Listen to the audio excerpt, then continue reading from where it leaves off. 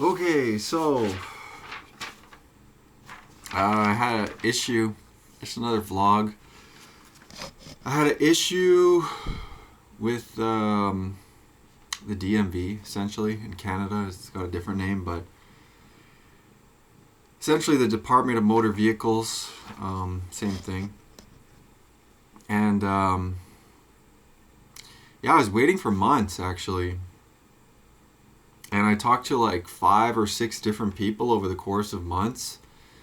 And I'm just getting the runaround, and they're like telling me different things. And some of the things they tell me are straight up lies. And it's like none of them know what's going on. And it's like, do they write notes in a file, or are they just like making stuff up? And what's going on? And yeah, at one point they straight up lied to me. At one point, and told me to go in to like the office and to get a refund, because basically what happened was we've got like a point system for your driver safety rating, and it's like if you're a good driver you pay less insurance premiums. If you're a bad driver you pay more. I think most places have that. But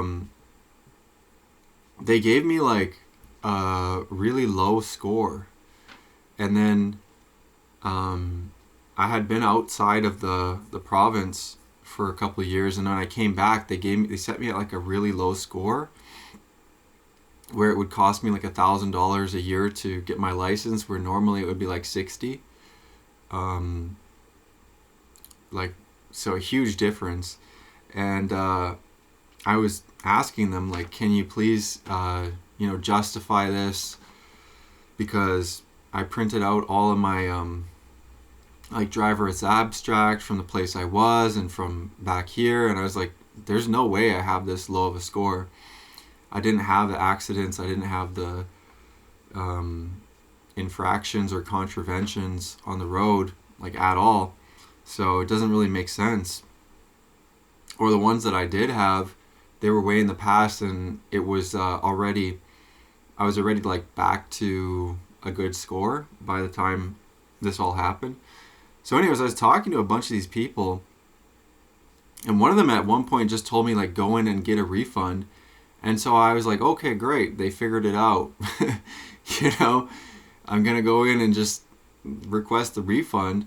And I go in, and then I get there, and there's a girl at the counter. She doesn't know what's going on. She's taking forever. I was standing there like for a long time just waiting for her. She's like clicking around. She's asking me like a couple questions. She goes back clicking. She goes in the back. She's like clearly doesn't really know what's going on. And I'm standing there. I'm like thinking like, well, the person on the phone told me to go in and get a refund. Shouldn't they have figured it out? Like, don't they have their own system? Don't they make notes? Don't they update things?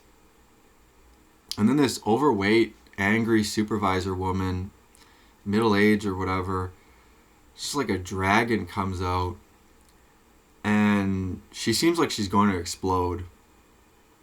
And she was really rude, and she basically just tells me to go talk to the people that I had already talked to, the driver records people, over the phone. And she just keeps repeating that, like she's like completely at her limit of what her as a supervisor can do, and she's basically just angry. And I didn't even talk to her at all. She came out angry. It was just her like the person under her, this girl, went and talked to her. And then yeah, she was super pissed. But I just said okay, and I like basically I stood there until she left. Like at a certain point, a lot of times with these women especially, but it can be men too, but when they get into these middle management positions and they're pissed off and everything, like they're taking it out on people, or they have their own personal issues and stuff, but they take it out on people. And yeah, so I just said okay, and then she left, and I looked at the girl who was there, and I was like, holy moly. And she was like, she basically was just saying like, I'm new, I just started, and I don't really know what's going on. And she was basically like telling me that, and I was like, it's okay. she's like, if you come back, you can just come straight to me. You don't have to wait in the line. I was like, it's okay. And so anyways, I went back, and then I was talking to the people on the phone, and one of the guys said that eventually they said the issue got identified, and they sent an email to the team, and then I would get a follow-up. That was a lie. Because I waited like 2 months, and today, or around there, 2 months, it might have been, it was in the range of 2 months, and I called in again today, and it was like some little, or I don't know the size, but it sounded like she was a small East Indian girl. Like that's the tone of voice I was getting, and on the phone. And I'm trying to be patient and polite and everything, but at this point, I'm just kind of like, I'm not trying to be rude, but I'm trying to be firm. And there's sort of a line there, and I mean, it feels like everybody in this country is just like, at the red line a lot of the time, or beyond it and gone nuts. But I'm trying to be patient and polite, but I also want to be firm. So I was just telling her, like, I've been trying for months. I've talked to like this many people. I've gone in. Like, why is it taking so long? And she puts me on hold, and then she comes back and she just repeats what the last guy said. She said that they sent an email out, but the team never got back, and she's going to send a reminder email to them. And she was just trying to like get me off the phone. I guess, I don't know, it's like you have to have this like chipper, cheery, like fake tone of voice. Otherwise everyone's scared. I don't get that, I wish people could be normal. It's like people are not even normal. Everyone's just like so feminized. It's weird. It's like they can't handle anything that's even remotely seems like it could be conflict. That's kind of where things are at. But and me too a lot of the time, but it's just high stress. But so I just said, like, I heard this last time. Do you know like approximately how long it's going to be? Should I call back again? She says, 2 weeks. I was like, okay.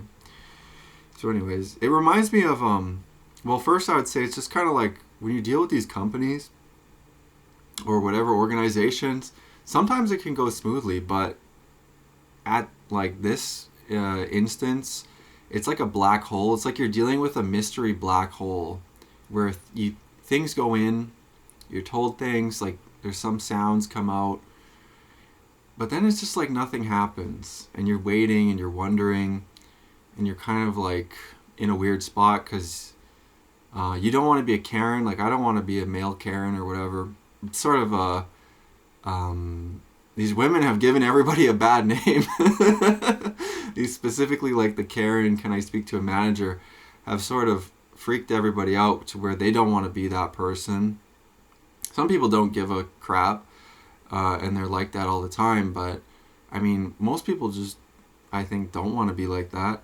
But at the same time, there's a balance, because you want to be firm, you want to get things done, you want to be pushed around or whatever. But it's like with this black hole mystery companies, a lot of them, their goal is complaint minimization. They do not really care about a whole lot. They will forget things, they will not do things, they will not follow up, they'll say things, they'll push it around. Like when you're working in there, they push it to somebody else, and it can just get lost. It can just go on forever, and a lot of their jobs overlap too in these like companies and stuff. So one person can think the other person is going to do it, and the other person thinks that the other person is going to do it. Something like this. But the effect of what you see or what you experience is just kind of like a black hole. And it can be frustrating. And it reminds me too about just going back to the Karen thing, about if you've ever seen the dog bite episode on Seinfeld, where Elaine, she's going to different doctors, and she got bit by a dog, and she wants to get a checkup to see if she needs a rabies shot, because she doesn't know if this dog had rabies or not, and she's all worried about it. But she develops a file because she's trying to like insist that she gets some treatment, but the doctor doesn't really speak English too well, And so he just like writes something on a file, and she gets shuffled out the door, and then she goes trying to like different doctors, but the file keeps following her, and she can't like escape it. And they just they'll be like really nice and everything, but then they'll get handed the file and they'll open it up and they'll be like, oh. And they just will shuffle her out the door. So this is another thing too. And it's kind of a legitimate fear or worry, although probably not so warranted, but unless you really freak out. But a lot of people don't want to get that. There's certain terms for that, like blacklisting or blackballing or whisper campaign, or just you don't want to get your reputation impugned, just generally, but also with these companies and stuff. But anyway, that's just kind of what it reminded me of. But I would say that our Canadian society in general is very unhealthy when it comes to conflict. It is I believe it's a dying society. We're being killed intentionally, but also I want to say something about, I wrote a note on this on my phone actually when I was at the gym, and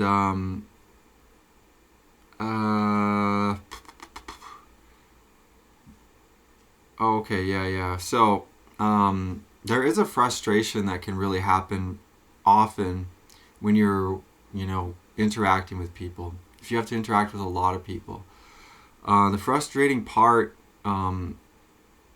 is it always sometimes seems like you start from zero, or you don't know where the bar is with a lot of people, or a lot of times seemingly from a deficit in understanding. And it's extremely bad with different cultures. And it sucks. It's like super frustrating, and it's something that we're all being put through. If you live in the 21st century in 2026, this is kind of something that just happens, and it's just another symptom of what's going on. But one example I'll give is just my last name is like a French last name. People don't know how to spell it, and it's not even that complicated. And even my first name is a French. It's got like a pronunciation that's kind of hard to say, I guess, for a lot of people. Although it's just common, but it was common. But the thing is, it's just when you mix up cultures and stuff, these people don't know anything. And it's a side effect of mixing cultures, and also IQ levels too plays into it. But also, and I would say this is a big point, of blowing up the knowledge base that everybody has access to the entire world's knowledge through the internet. And so what's expected culturally, the things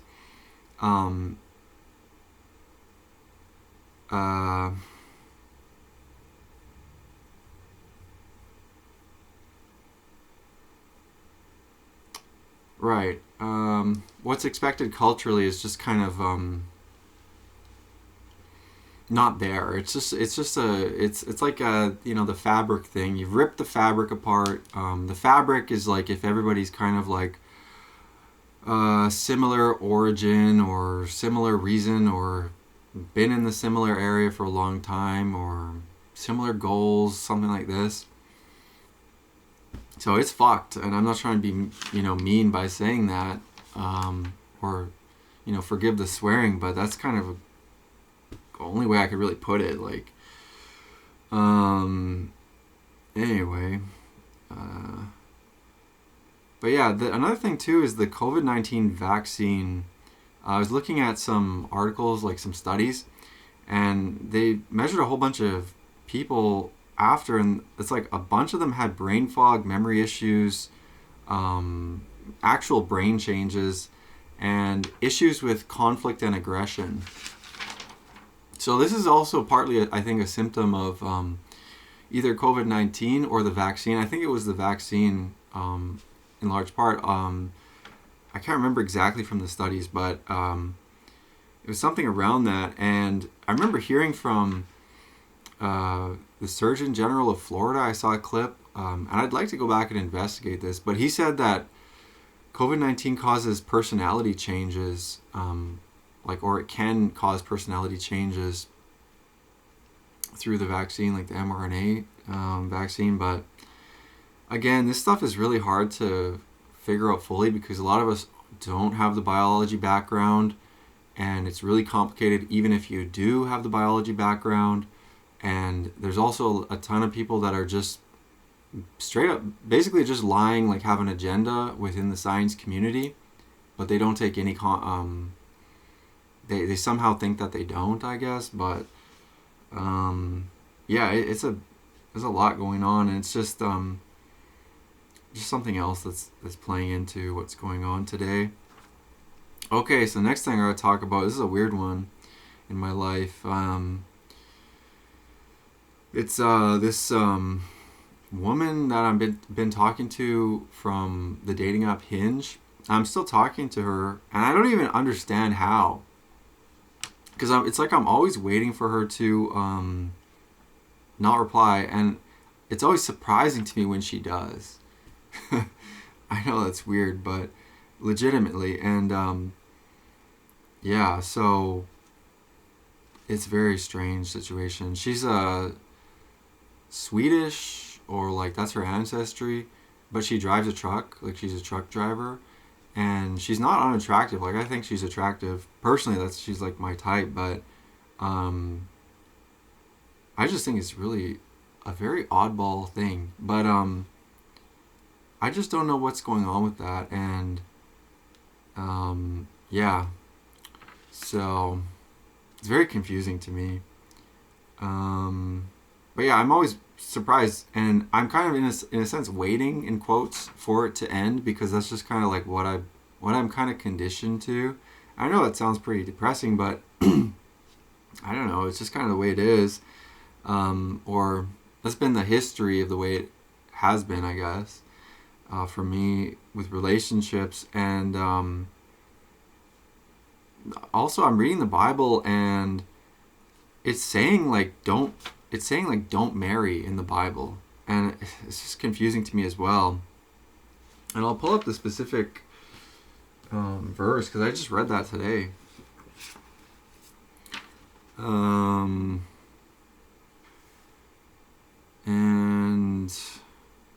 yeah, it's here in Luke 20, verse 35, or sorry, verse 34.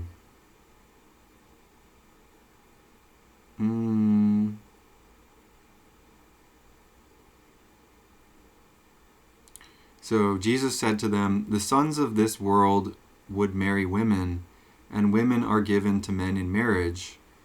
But those who are worthy of the other world and the resurrection from the dead, neither take women in marriage, nor are women given in marriage to them, for they cannot die again, because they are like angels, and they are sons of God, because they are sons of the resurrection."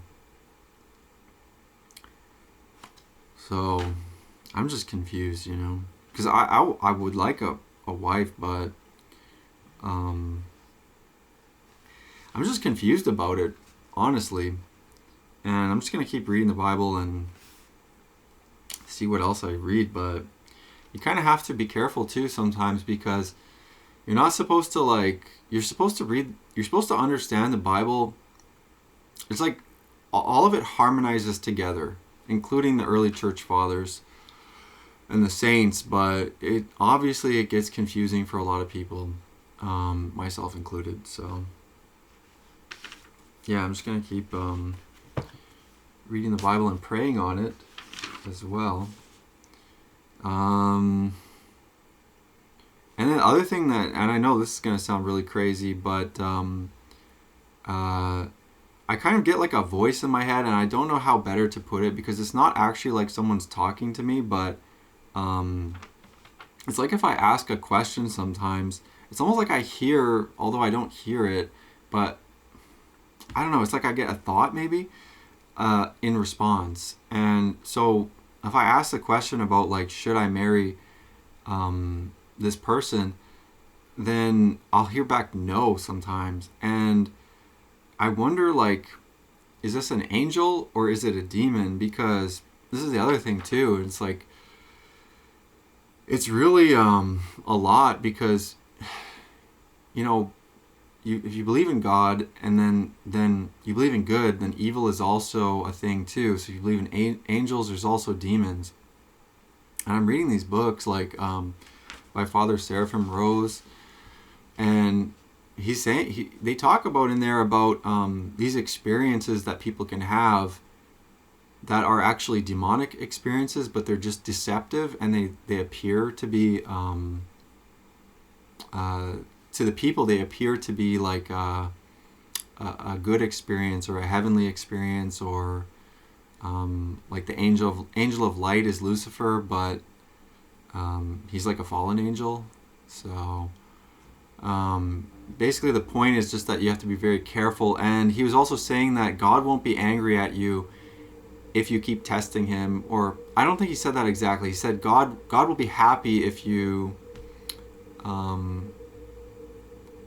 keep having faith in him. I can't remember how he phrased it in the book, but he was saying basically that you need to be careful about these kind of experiences or things. And so for me, I'm like, yeah, I don't know. I don't want to just be like, I'm not sure, like too taken away with the quote voice in my head, like the answer to the questions that I'm getting back, like, so I'm just trying to be careful about it. But yeah. And the other thing I will talk about is let's talk more about my big weakness as well. And that is, I'm not trying to be like upsetting or gross or anything, but this is my big weakness, and I think it's a lot of people's weakness, and specifically a lot of men, and obviously you know what it is, lust. But yeah, I'm not trying to like indulge or get carried away, but just like the female form, like certain shape, you know, large buttocks, large breasts, you know, these things, you know, hourglass shape, these types of things, it's like a huge weakness. And again, I am not trying to make people feel uncomfortable. I'm not even really trying to make myself feel uncomfortable, but the thing is that I kind of do. But at the same time, if I don't, you know, try and deal with it, I don't understand how I'm ever going to be able to deal with it. It's like such a difficult thing. But yeah, and so certain just like body type, but yeah, I don't know, it's really difficult to even just talk about, but as well, like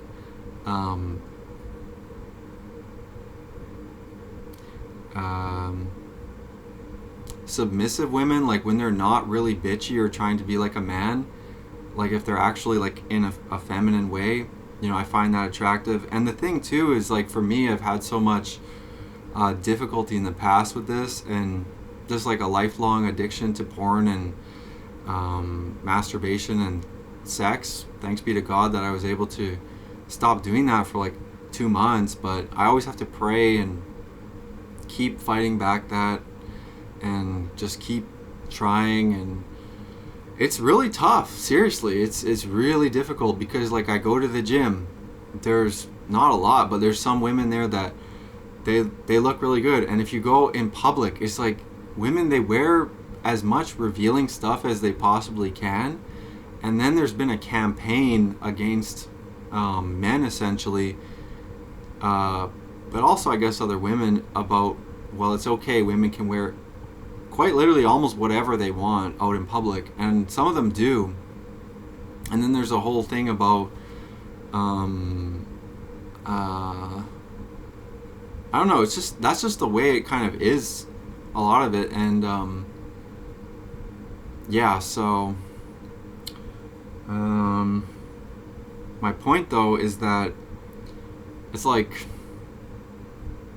women only want women want they will find you creepy if you're ugly, basically.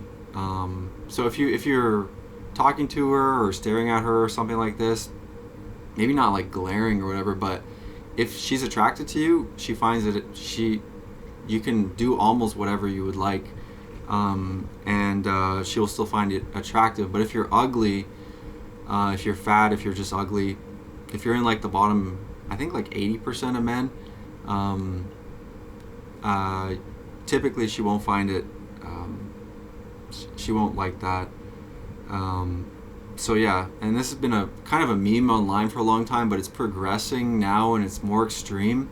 And that's just the idea about hypergamy. And a lot of people are talking about it now, but especially among the younger generations, with clavicular, and Nick Fuentes went on a big rant about it last night. But yeah, I mean, this is all real stuff. Like, this is real stuff. It's not something to be joked about, really, because it's serious. Like, this is more like another symptom too, because he's it's like the reins have been taken off, like, on a lot of stuff in society. So we're seeing the effects of that, and the end result of a lot of it is just more degeneration. So I'm not trying to say it's a good thing at all.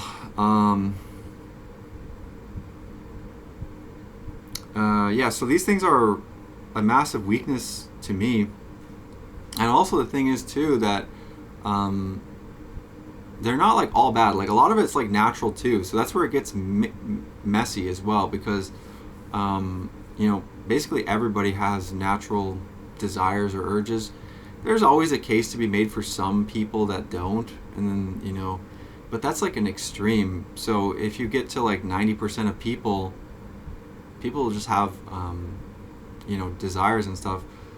But from my own experience, it's always like a massive weakness as well as a shame for me,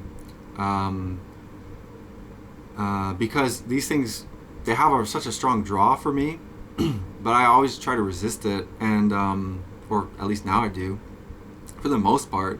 I wouldn't say always, actually, and I feel bad if I don't, but I do for the most part. And what I do is I try and just do the cross, like the cross myself, like Father, Son, Holy Spirit, or I'll just try and remind myself that in my head. But yeah, I'm embarrassed largely due to like I keep mentioning about the porn stuff, and from such a young age, and then also like trauma around that, like sexuality stuff, and due to my family upbringing and all of the shaming too that went on in my family, and the ideas around relationships, and not even just like no good examples, but active bad examples within my family. And this is something that can happen, and that you can be basically in, is that it's not just that you're just neutral. It's that you're actively experiencing or part of or being exposed to bad examples. This is a big deal. If you are actively being exposed to bad examples, and I mean that through the people that you're around that influence you, that really screws with you, because a good example, you don't even really need to think that much about a good example. It's like you're just walking up a built staircase to a higher floor. But a bad example, it's like you're fighting off like people that are coming to destroy what you already are, your building materials. You don't even have the staircase at all. You're supposed to build it yourself, and actually it's almost like you're starting from a crater, and you have to go out and chop the wood or something like that and repave the ground. But you've actually actively got people that are coming to blow up more of your work. That's the best metaphor or analogy I can put it. If you're in like an environment where things are just effed up, because these active bad examples, like, and I'm talking about my own family, but also you can see it a lot in the world too. But it normalizes for you kind of like bad behavior basically, but yeah. So, but they're in these bad examples. They're in the direction of, and they lead you. And this is hard to see. They lead you in the direction of shame and embarrassment, or anxiety, or fear, or anger, a lot from in your own family. And that's I'm talking from my own experience, but this is not just limited to me though. Like, I've studied psychology and all this, but I know that this stuff is for real. And that old meme or joke or whatever about how people go to the therapist and they're like, oh, but don't make me talk about my mother, don't make me talk about my father, or everything. That's all real. Like, that stuff is real, okay? That stuff's real, and it is really important too.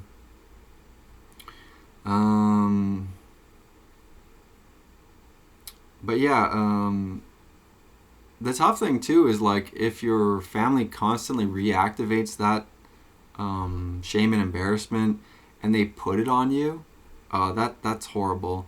And the way I think of it is like a hot potato. But an example though is just like whenever anything gets to like a trigger point, or like something that's like more tender, or talking about love or vulnerability or relationship or boyfriend or girlfriend or something like this, it's like instantly the people in my family, they get weird and they can't handle it, and they're like trying to not laugh, and they can't be serious.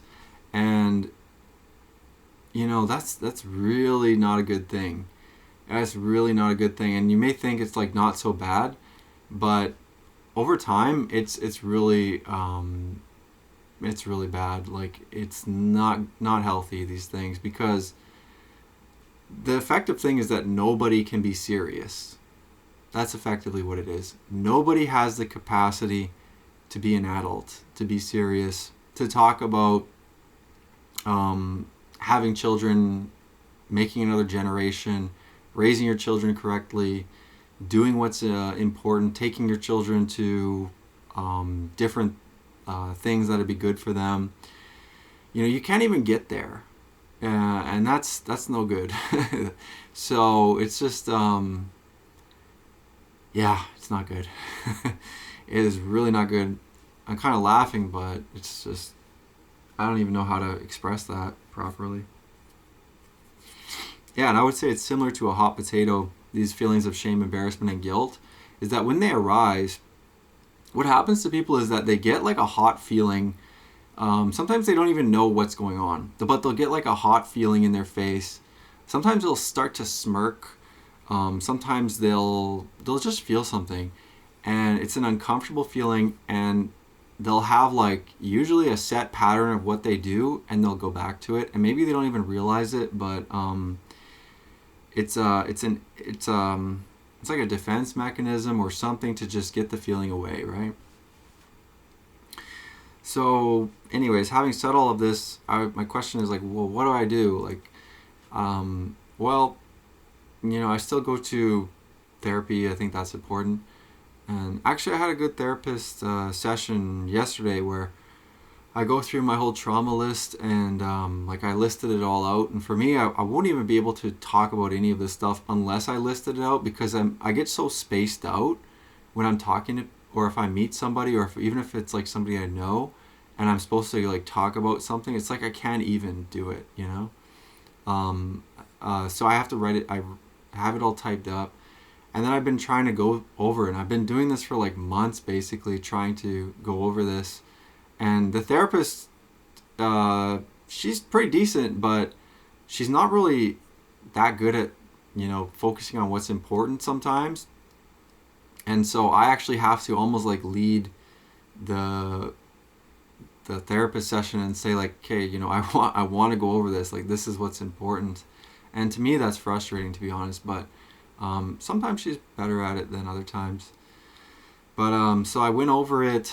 And the whole point of that, and I keep talking about this, is just like, it's like taking the emotional punch out of these things. So it's a form of what they would call like exposure therapy. there's stuff that you don't want to talk about in your life, and for a lot of people. But for me, I'm very familiar with this, and that's the important stuff to talk about. And the reason it's like I don't want to talk about it is because I know I'll get choked up, I'll feel terrible, I'll feel like I did when I was a little kid or whatever, when these horrible things were taking place. But the point is that you do it because then it's like your body's able to like process it and catch up. And yeah, there's crying, there's tears, and it feels horrible and everything. But the point is that you do it and you're able to take the charge out so that you can basically think about it properly, kind of. I don't know how to put it too well, but a metaphor that really applies is the desk with a bunch of papers spread out on it. And it's like all these files, all these papers are just like messy and spread out on this desk. And what your brain wants to do is look at them and organize them and put them into drawers and categorize them. And, you know, some of them it can delete or change the label or whatever. But it's like, for some people, they just never do any of this, and they keep pouring more crap on the desk. But yeah, so doing all this stuff, it's like you're allowing yourself to organize and sort. And then when you sleep, and sleep is a huge part of this, really important, it's like your brain is able to like organize more of this stuff. And the end result is just that you're able to, or I'm able to, or whoever would just be able to talk about this stuff without being so like re-triggered, you could say, or like bursting into tears, or having to leave the room, or getting a tight throat, or feeling like they're going to pass out, or whatever. Like those are all, you know, the PTSD type of symptoms, I guess you could say. But yeah, so that's the point of it. And what do you do as well? Well, or for me at least, is prayer. That really helps. That's probably the most important thing. And just resisting like all these temptations, like talking about lust, but we're going back to lust, but yeah, resisting the temptations. And yeah, but honestly, it's not easy. None of it's easy. It's all just a big, messy kind of process, I guess you could say. But yeah, so I was reading that book by the Father Seraphim Rose. He was like an Orthodox monk in the, I think he lived from like 1930 to 1984, and he was like in California for quite a lot of it, but of his life, but not 100% sure. But he was just saying in one of the books that in the end times, like barring a miracle from God, few people will be saved. When I hear that, I'm kind of like, you know, it's hard for me to know what to believe. I think a lot of people have this feeling because everything's so crazy and it's hard to like know what to trust. But yeah, I mean, maybe that's true. I'm not sure.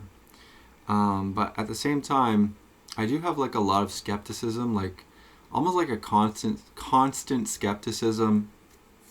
So that's what I had a lot of time when I was younger, because I couldn't trust. It felt like I couldn't trust anything when I was a kid, you know. So I kind of grew up with that. So I understand it quite well. But and it's actually very hard to get out of skepticism if you get deep into it. But there's things that can get you out of it. Like, are you skeptical about your skepticism, or essentially what gets you out of very extreme skepticism is faith. And for a lot of people, they just can't cross over that. And it's actually it's either a spiritual thing or a trauma-related thing a lot of the time. It's not as much of a logical thing as some people might think.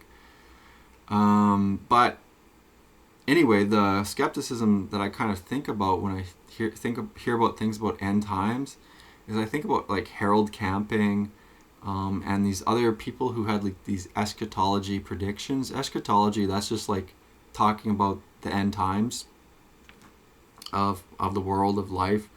And so some people can be really extreme about it, An example is like Harold Camping. I'm not sure which kind of preacher he was, what denomination, but he kept predicting the end of the world, and he would just keep changing his date for it.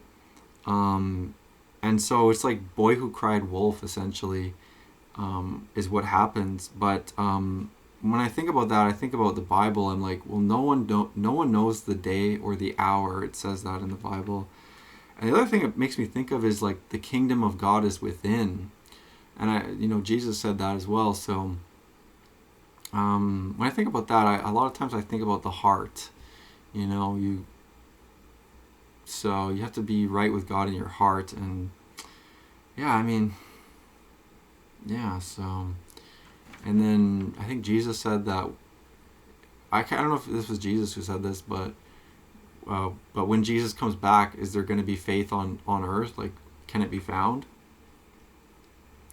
One thing I really do not like is smugness. Like, I'm thinking a little bit of Internet Historian if you watched his videos, but not specifically him, because I really like his videos, but just like kind of like the implied smugness and something that a lot of people run with in that same vein. It's really annoying. It's kind of like it's like a Reddit thing. That's what it makes me think of, is like a Redditor. It's just super smugness. Like, it's so annoying. Seriously though. But switching topics though. I was listening to the Joe Rogan podcast with Felipe Bondi. He's like an Italian scientist who works with satellites and somehow ground penetrating satellite analysis. I'm not exactly sure how he did it, but he did explain that it can be done and it's accurate. And he was describing that there's a 1.2 kilometer or 2 kilometer, I can't remember, substructure underneath the Great Pyramids in Egypt. Great Pyramids of Giza, I think. And basically nobody knows what this is, but it is there. And this is a really interesting and honestly, I think, important podcast to listen to, or at least to look at this evidence, because it was showing these large beams or poles, like I think 4 of them. I'm not sure, there might have been more, but beneath the pyramid, and they go down for like, I think it was 1.2 or 2 kilometers, but very far down. And then I think there's spirals around them, and then there's like a chamber at the bottom, or chambers at the bottom of each of them. And then in the center, there's like a granite box. He was using the term sarcophagus, but I think he was just saying it's like a granite box is a better term. And then it's like a focal point for all of, so this whole substructure is like, it's to do with vibration and energy. And then there's a focal point there where it all goes into, and they just don't know, because nobody's been down there, at least publicly or anything, to say what it is. But now we know that it's there, and they're talking about investigations, and there's this whole thing with current archaeologists and them gatekeeping this kind of information, or rather gatekeeping this kind of research, and not letting people go down there. And then they have their own whole narrative about how old the pyramids are. But now he's saying, and many other people have been saying, that it's at least 30,000 years old, maybe 36,000 years old, at least some of the things in this area. And there's these giant substructures and a focal point. And what is that focal point? Like, if you go in that box, does this energy focus in you and you go to a different realm, like an entry point to the spirit realm? That's what Joe Rogan was saying. But I really don't know, and I don't think many people, well, obviously nobody really knows, but it is a very, I guess you could say, interesting thing. And my own theory, what I kind of wonder is, I wonder if the Ark of the Covenant is down there. And this is just speculation completely, but I kind of wondered that, because the Ark of the Covenant went missing. And if you know about the Bible, in the Old Testament, that was where God was, or transported in. It's like a special container dictated by God to Moses of how to contain God, essentially. I believe the tablets, but that Moses got were in there, but it went missing. So some people wonder where it is, if it's still out there. And I remember I watched the Y-Files, and one time, and he's just like a total conspiracy guy, but very interesting. And they were talking about the missing Ark of the Covenant, and he was saying that they were getting some like person who can do, what's that called, where you they're like they travel to another remote viewing. They were getting a remote viewer to try and like say, okay, where is the Ark of the Covenant? And so they were trying to like focus in, and they said it's being guarded by some very powerful evil force. So I was like, whoa. But obviously it's all kind of very much in the conspiracy theorizing, speculatory realm. But anyways, the part about the substructure is real though. And then this researcher, Felipe Bondi was saying that the universe is simple when you understand all these constants that are going on. And he said it's like an open book, but you just have to observe. I kind of like that, what he said there.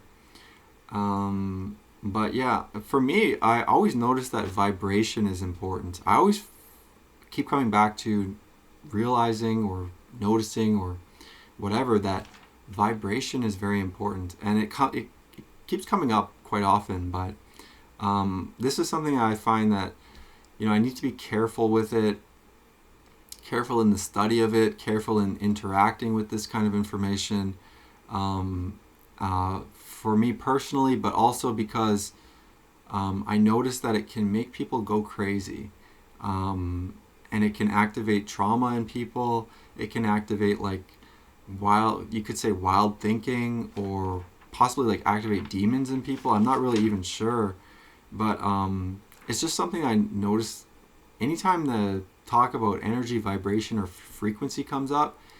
You have to be careful. That's what I notice, because it's like a lot of people really seems like they cannot handle it. So I just have to be careful around that. But at the same time, I know that it's basically it's real. Like this stuff is real. And it's just it's something that's very hard to grasp or make concrete, or quote observe or everything. But yeah,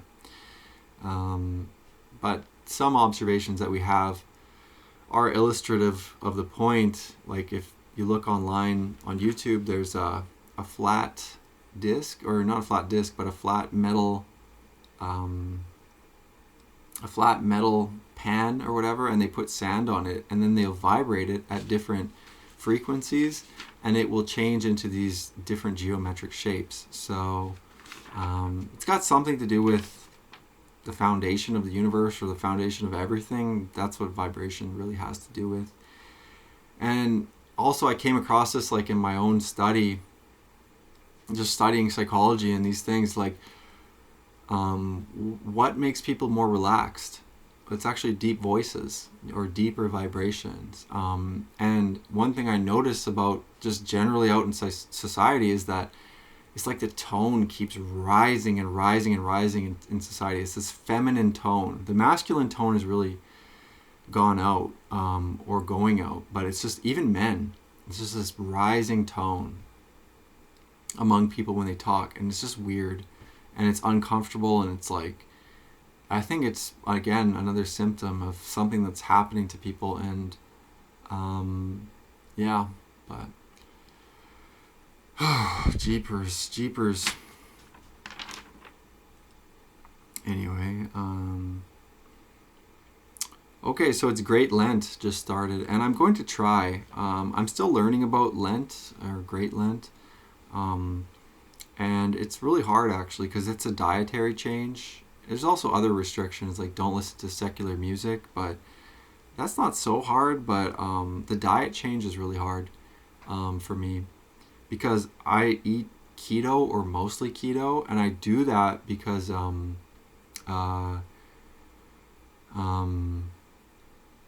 I guess because I read that book Brain Energy by Dr. Chris Palmer, and I listened to like Metabolic Mind and all. I looked at the studies, and the reason why is because if you go on a keto diet, like you put yourself into ketosis, and your body creates ketones for energy, which is breaking down fat instead of creating glucose, which is what most people use for energy or consume from sugar and carbs.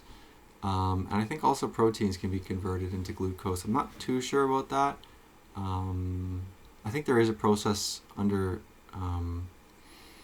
very necessary conditions where your body can do that. But your body can also function like your cells, the mitochondria in your cells. All of your cells, I think all of them have mitochondria, and they're very important. They say it's the powerhouse of the cell, but they also do other things. They create a lot of your neurotransmitters as well, or they signal or instruct your neurotransmitters in some way.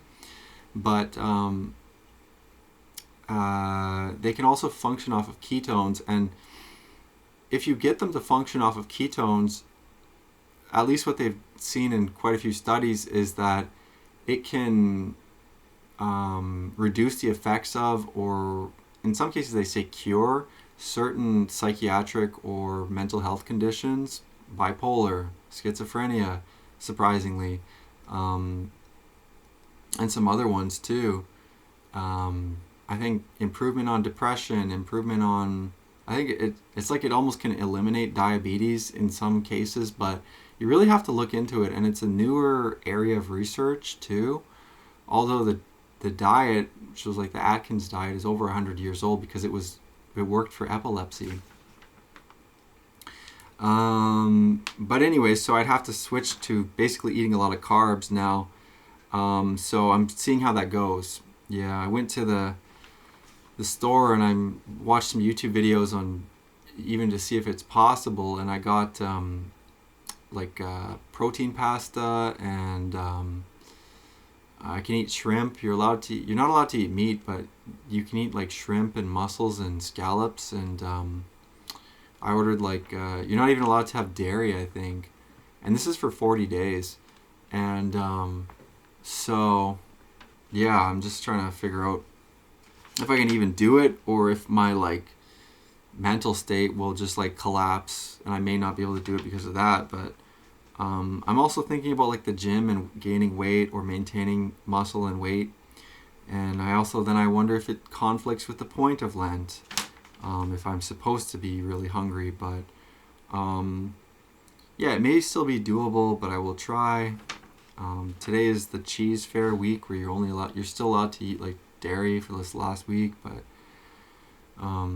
yeah. I feel really, this is just a random point I put, but I really like feeling supported when I have a shared goal with someone or interest, but it's just so rare. I can almost not even really remember the last time, but I really did like that. Yeah. But mainly I just find a lot of competition,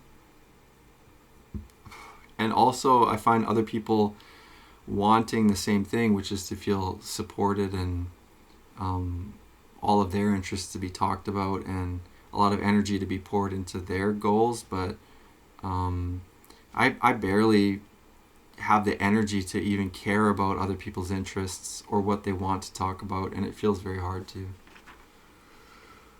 So yeah.